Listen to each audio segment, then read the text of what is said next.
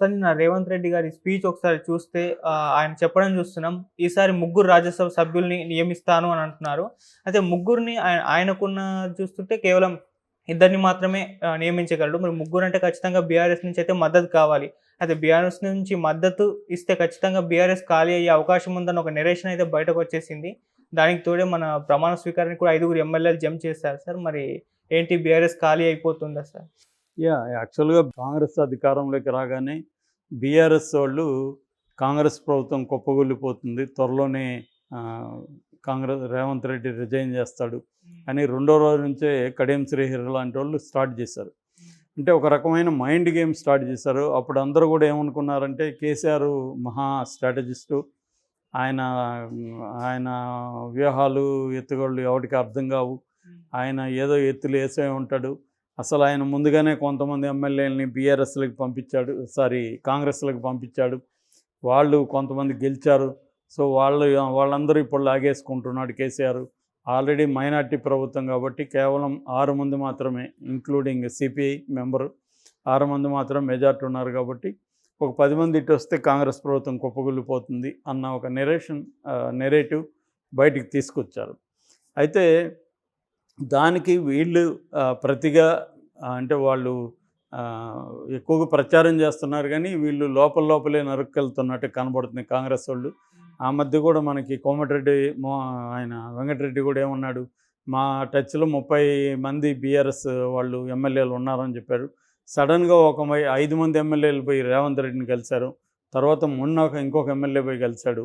So, ఈ నేపథ్యంలో నిన్న రేవంత్ రెడ్డి మాట్లాడుతూ ముఖ్యంగా హరీష్ రావు మీద విమర్శించాడు. మేము కొత్తగా ఉద్యోగాలు ఇస్తూ ఉంటే హరీష్ రావు దాని మీద విమర్శలు చేస్తున్నాడు. దాని మీద హేళనగా మాట్లాడుతున్నాడు. మీరు మేము చేసే మంచి పనులు కానీ సపోర్ట్ చేయకపోతే మీకు ప్రతిపక్ష హోదా కూడా ఉండదు అని ఆయన తీవ్రంగా హెచ్చరించాడు. అంటే ఒక పక్క కోమటిరెడ్డి అలా మాట్లాడడం, ఒక పక్క రేవంత్ రెడ్డి తీవ్రంగా హెచ్చరించడం, మరోవైపు 6 మంది ఎమ్మెల్యేలు వెళ్ళి రేవంత్ రెడ్డిని కలవడం. ఈరోజు కేసీఆర్ ఎమ్మెల్యేగా ప్రమాణ స్వీకారం చేసినప్పుడు 5 మంది ఎమ్మెల్యేలు డుమ్మా కొట్టారు, బీఆర్ఎస్ ఎమ్మెల్యేలు. అందులో దుబ్బాక ఎమ్మెల్యే కొత్త ప్రభాకర్ రెడ్డి, ఆయన మధ్య కూడా రేవంత్ రెడ్డిని కలిసిన వాళ్ళలో ఉన్నాడు. అట్లాగే Sangareddy Chinta Prabhakar, Sangareddy MLA, Secunderabad MLA Padmarao, Jagtial MLA Sanjay Kale, Chevella MLA కాలే యాదయ్య, వీళ్ళు ఈరోజు రాలేదు. మరి వాళ్ళు వ్యక్తిగత కారణాలకి రాలేదా, లేకపోతే ఆల్రెడీ రేవంత్ రెడ్డి తో వాళ్ళు కూడా టచ్లో ఉన్నారా అనేది తెలీదు. ఇక రాజ్యసభ విషయానికి వస్తే మామూలుగా ఇక్కడ 119 స్ట్రెంగ్త్ని బట్టి ఒక రాజ్యసభ సభ్యుడిని ఎన్నుకోవడానికి 31 ఓట్లు, ఎమ్మెల్యే వాళ్ళ ఓట్లు ఉంటే సరిపోతుంది. అంటే ఎమ్మెల్యే వాళ్ళే ఓట్లేసి రాజ్యసభ మెంబర్ని గెలిపించుకోవాలి. ఇక్కడ 3 వచ్చాయి అంటే 31 మంది వేయాలి. ఆ 31 మంది చూసుకున్నప్పుడు 62 మంది ఎమ్మెల్యేలు వేస్తే ఇద్దరు గెలుస్తారు. సో, కాంగ్రెస్కి ఉండేది 66 కాబట్టి 62 దానికి సరిపోతుంది. ప్లస్ ఒకటి కూడా ఏదో ఉంది. సో, 63 పోతే ఇంకా వాళ్ళకి ఎంతమంది ఉంటారు, ముగ్గురు మాత్రమే మిగిలి ఉంటారు. సో, అందువల్ల కాంగ్రెస్ కంఫర్టబుల్గా 2 రాజ్యసభ సీట్లకు వస్తాయి. ఇటు 39 ఉన్నారు కాబట్టి బీఆర్ఎస్కి ఒకరు ఈజీగా గెలుస్తారు. సో, బీఆర్ఎస్కి ఒకరు, 2 కాంగ్రెస్కి రావాలి. కానీ కాంగ్రెస్ ఏం చేస్తుందంటే ముగ్గురిని నిలబెట్టే ఆలోచనలో ఉందని చెబుతున్నారు. అంటే ముగ్గురిని నిలబెట్టడం అంటే ఏంటి, వాళ్ళకి ఏదో కాన్ఫిడెన్స్ ఉండాలి కదా.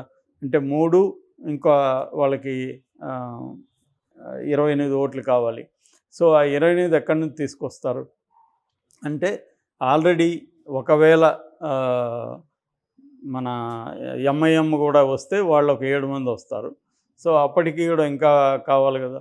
సో, అక్కడ బీఆర్ఎస్ నుంచి వస్తారు, బీఆర్ఎస్ నుంచి క్రాస్ ఓటింగ్ వేస్తారు అని రేవంత్ రెడ్డి అనుకున్నట్టుగా అర్థమవుతుంది. ఈరోజు కూడా ఆయన మల్లారెడ్డి కూడా నన్ను కాంగ్రెస్లోకి పిలుస్తున్నారు, నాకు మల్కాజిగిరి నుంచి ఎంపీ ఆఫర్ చేస్తున్నారు అని ఒక బాంబు పేల్చాడు ఇందాక. సో, ఆయన కూడా నర్మగర్భంగా ఆ మధ్య నుంచి మాట్లాడుతున్నాడు మల్లారెడ్డి కూడా. ఎందుకంటే ఆయన మీద ఆల్రెడీ కేసులు ఉన్నాయి. అంటే జగన్ ఎట్లయితే అక్కడ ప్రత్యర్థుల మీద కేసులు పెట్టి ప్రెజర్ చేసి తమ వైపు తిప్పుకోవడానికి ట్రై చేస్తున్నాడు, అంతకుముందు చంద్రబాబు కూడా ఆ పని చేశాడు. నాగిరెడ్డి లాంటి వాళ్ళ మీద కేసులు పెట్టి తమ వైపు తిప్పుకున్నారు. అందరూ చేసే పనే. ఇక్కడ కేసీఆర్ కూడా అదే చేశాడు. అలాగే రేవంత్ రెడ్డి కూడా ప్రత్యర్థుల మీద కేసులు పెట్టడం, భయపెట్టడం, రెండో వైపు వాళ్ళని అట్రాక్ట్ చేయడం. అంటే క్యారెట్ అండ్ స్టిక్ పాలసీ అంటారు. అమెరికాలో బాగా పాపులర్ పాలసీ ఒకప్పుడు. అంటే క్యారెట్ అంటే వాళ్ళకి ఏదో ఆశ చూపించడం, స్టిక్ అంటే భయం పెట్టడం. భయము, ఆశ ఈ రెండిటిని ఎమ్మెల్యేలకు చూపించడం ద్వారా వాళ్ళని అట్రాక్ట్ చేయడం అన్న ఒక పాలసీని కాంగ్రెస్ ఇక్కడ అమలు చేస్తున్నట్టుగా తెలుస్తుంది. దానివల్ల చాలామంది ఎమ్మెల్యేలు ఇంతకుముందు కేసీఆర్కి భయపడేవాళ్ళు కూడా ఇప్పుడు ధిక్కరించి కేసీఆర్కి చెప్పకుండా లేకపోతే పార్టీ పర్మిషన్ తీసుకోకుండా రేవంత్ రెడ్డిని కలుస్తున్నారు. అడిగితే మా నియోజకవర్గ ప్రయోజనాల కోసం కలిసామంటున్నారు. మరి ఇంత నియోజకవర్గ ప్రయోజనాల కోసం సిన్సియర్గా మీరు పనిచేసే పరిస్థితి ఉంటే ఎప్పుడన్నా బీఆర్ఎస్ పార్టీ అధికారంలో ఉన్నప్పుడు 10 ఏళ్లలో కేసీఆర్ని ఎప్పుడన్నా కలిసి సార్ మా నియోజకవర్గానికి అభివృద్ధి కావాలని అడిగారా మీరు అన్న ప్రశ్న వినిపిస్తుంది. ఏదేమైనా వీళ్ళు మాత్రం క్యాండిడేట్ని అనౌన్స్ చేస్తే మాత్రం మనం క్లియర్గా అర్థం చేసుకోవచ్చు. ఖచ్చితంగా బీఆర్ఎస్ నుంచి 20-25 మంది క్రాస్ ఓటింగ్ పాల్పడే అవకాశం ఉంది. ఎందుకంటే చాలామందికి బీఆర్ఎస్ మళ్ళీ వస్తుందనే నమ్మకం లేదు ఇక్కడ. ఎందుకంటే కేసీఆర్ వీక్ అయిపోతాడు, కేసీఆర్ కొట్లాడలేడు, మళ్ళీ కూడా కాంగ్రెసే అధికారంలోకి వచ్చే అవకాశం ఉంది అనేది ఒకటి. రెండోది, ఈ 5 ఏళ్ళైనా మనం సంపాదించుకోవచ్చు కాంగ్రెస్లో ఉంటే. ఎందుకంటే వాళ్ళు ఎంతో ఖర్చు పెట్టి ఉంటారు. గతంలో కూడా కేసీఆర్ వాళ్ళకేమీ ఫ్రీడమ్ ఇవ్వలేదు ఎమ్మెల్యేలకి. సో కాంగ్రెస్లో ఉంటే కొంత ఫ్రీడమ్ ఉంటుంది, సంపాదించుకోవచ్చు. మళ్ళీ కేసీఆర్ వచ్చినప్పుడు మళ్ళీ జంప్ అవుదాం కావాలంటే అనుకునే వాళ్ళే ఇప్పుడు ఎక్కువ. ఎందుకంటే జంప్ అవుతామంటే కాదనేవాడు ఎవడు లేడు. ఇప్పుడు ఎటంటే అటు జంప్ అవుతున్నారు. ఇంతకుముందు జంప్ అవడానికన్నా కొన్ని ఏవో సోకాల్డ్ నైతిక సూత్రాలు ఉండేవి. ఇవాళ జంపింగ్లకి ఏ రకమైన కోడ్స్, ఏ రకమైన సూత్రాలు ఏమీ లేవు. ఏది ఉపయోగం అయితే అటు జంప్ అవుతున్నారు. సో వాళ్ళ పాయింట్ ఆఫ్ వ్యూ నుంచి చూసినప్పుడు వాళ్ళ బాధన మనం అర్థం చేసుకుంటే వాళ్ళు ఏంటంటే ఒక్కొక్కరు 20 కోట్లు 30 కోట్లు ఖర్చు పెట్టి ఎమ్మెల్యేలు అవుతారు. ప్రతిపక్షంలో ఉంటే ఆ డబ్బులు రావు, అధికార పక్షంలో ఉంటే కనీసం సంపాదించుకోవచ్చు అనేది వాళ్ళ ప్రాబ్లం. ఏదేమైనా ఇవాల్టి మోడల్ ఆఫ్ డెమోక్రసీలో ఏ పార్టీకి కూడా విలువలు కానీ సిద్ధాంతాలు కానీ ఏమీ లేవు. ఒక అవుట్లుక్ కానీ ఏమీ ఉండదు. వాళ్ళకి ఏంటంటే అధికారము కూడా లేనప్పుడు కనీసం డబ్బులు సంపాదించుకోగలగడం, ఇదే వాళ్ళకున్న అవసరాలే ఇంపార్టెంట్ తప్ప ఇంకా విలువలు, ఆలోచనలు ఇవన్నీ పేపర్ మీద లేదా టీవీలలో డిస్కషన్కి మాత్రం పనికొస్తాయి. ఎవరికి కూడా లేదు బేసిక్గా. సో ఈ కాంటెక్స్ట్లో బీఆర్ఎస్ నుంచి రారనే గ్యారంటీ ఏమి లేదు. కాంగ్రెస్ మైండ్ గేమ్ స్టార్ట్ చేసిందా, లేకపోతే ఎలక్షన్ లోపలనే బీఆర్ఎస్ని ఖాళీ చేసి కేసీఆర్ని నిర్వీర్యం చేయాలన్న ఆలోచనలో కాంగ్రెస్ ఉన్నట్టుగా మనకు కనబడుతుంది.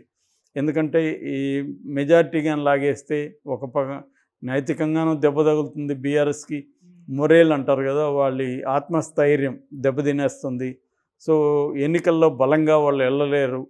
ఎందుకంటే ఎమ్మెల్యేలు ఆయా నియోజకవర్గాల్లో వాళ్ళకి బలం ఉంటుంది కాబట్టి వాళ్ళందరూ కాంగ్రెస్లోకి వస్తే రేపు అక్కడ ఎంపీ ఎలక్షన్లలో కూడా ఎమ్మెల్యేలందరూ ఎంపీలని గెలిపించడానికి వాళ్ళు కూడా ఆయా నియోజకవర్గాల్లో కృషి చేయాలి కాబట్టి సో వీళ్ళందరూ ఇటు వచ్చేస్తే బీఆర్ఎస్ వీక్ అయిపోతుంది. ఈ స్ట్రాటజీ అమలు చేయబోతున్నట్టుగా మనకు అర్థమవుతుంది. ఇది రాజ్యసభతో స్టార్ట్ అవుతున్నట్టుగా మనం అర్థం చేసుకోవచ్చు. మరి దీనికి కేసీఆర్ దగ్గర ఉన్న వ్యూహం ఏంటి? ఆయన అపర మేధావి, చాణక్యుడు ఇలాగంతా వర్ణిస్తూ ఉంటారు. అధికారంలో ఉంటే అపర మేధావి తత్వము అవన్నీ కూడా పనిచేస్తాయి. అధికారంలో లేనప్పుడు చూపించగలగాలి. సో ఇది ఇప్పుడు చూపించగలడా అనేది పెద్ద క్వశ్చన్ మార్కు. కాంగ్రెస్ ఏం ఆలోచిస్తుందంటే బీఆర్ఎస్ని తొక్కేయాలని ఆలోచిస్తుంది. బీజేపీ కూడా బహుశా బీఆర్ఎస్ని తొక్కేసే ఆలోచనలో ఉన్నట్టుగా కనబడుతుంది. ఎందుకంటే బీఆర్ఎస్ ఇక్కడ వీక్గా ఉంది కాబట్టి వీక్గా ఉన్న పార్టీని తొక్కేస్తే ఆ ప్లేస్లోకి మనం రావచ్చు. ఆల్రెడీ ఇప్పుడు బీజేపీ మొన్న కూడా వాళ్ళు అనుకున్న 14% ఓట్ల షేర్ వచ్చింది. అది కూడా జనసేనకు కానీ ఆ 8 సీట్లు లేకపోయింటే ఇంకా ఎక్కువ వచ్చి ఉండేది అనేది వాళ్ళ రివ్యూలో అనుకున్నారు. అందుకని ఈసారి జనసేనతో పొత్తు లేకుండా లోక్సభ ఎన్నిక